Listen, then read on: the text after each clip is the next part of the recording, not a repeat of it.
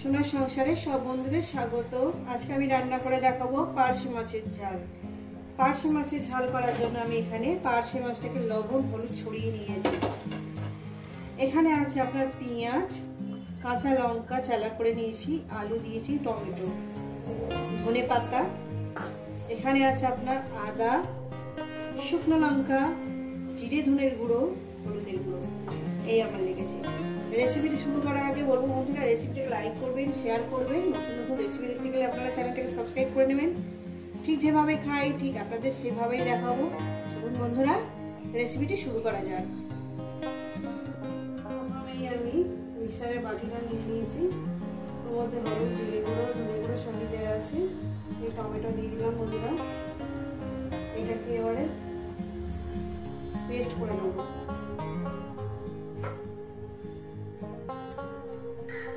Gas ধরিয়ে দিয়েছি, কড়া বসিয়ে দিয়েছি বন্ধুরা। কড়া আমার গরম হয়েছে, তেল দিয়ে দেবো পরিমাণ মতো। তেল আমার গরম হয়ে গেছে, দিয়ে দেবো একটু লবণ, পার্শে মাছ, একটু হলুদ দিলাম, হাত নামা কাছে আছে। মাছগুলো এক এক করে দিয়ে দেবো।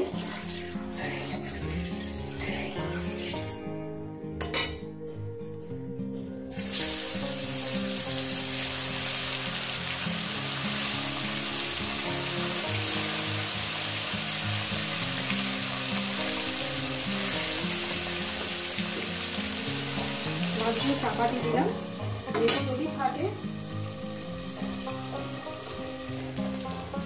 টুকরা এক টুকরো হয়েছে, এক টুকরো উঠিয়ে দেবো।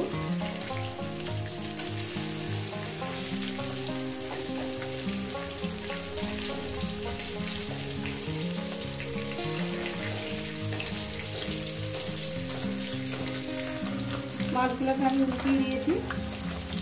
মাছগুলো হবে, মাছগুলো একটু নরম আছে বলুন।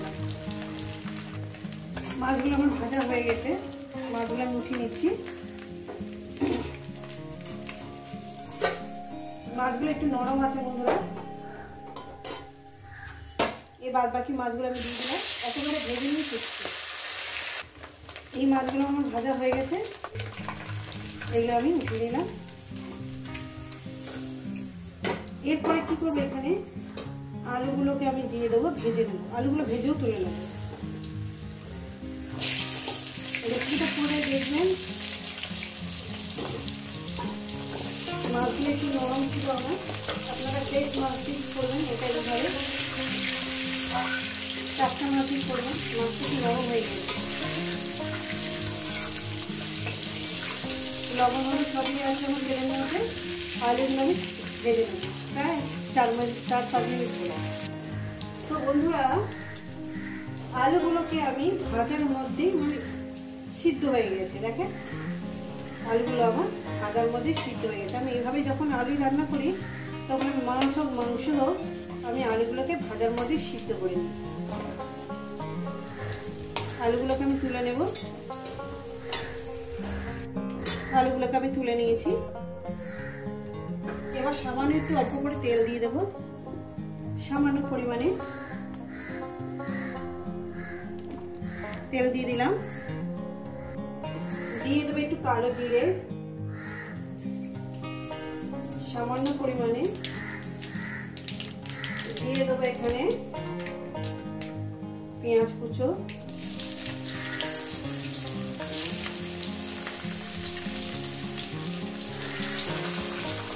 কাঁচা লঙ্কাটা একটু পরে দেবো। আগে পেঁয়াজটাকে 2 মিনিট আমি ভেজে নেব। পেঁয়াজটাকে দিয়ে আমি 2 মিনিট ভেজে নেব।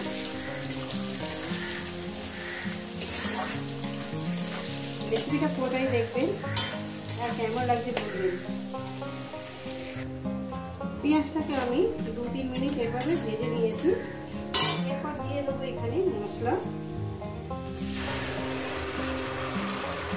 বাকি জলটাও আমি দিয়ে দেবো। দিয়ে দিলাম বন্ধুরা।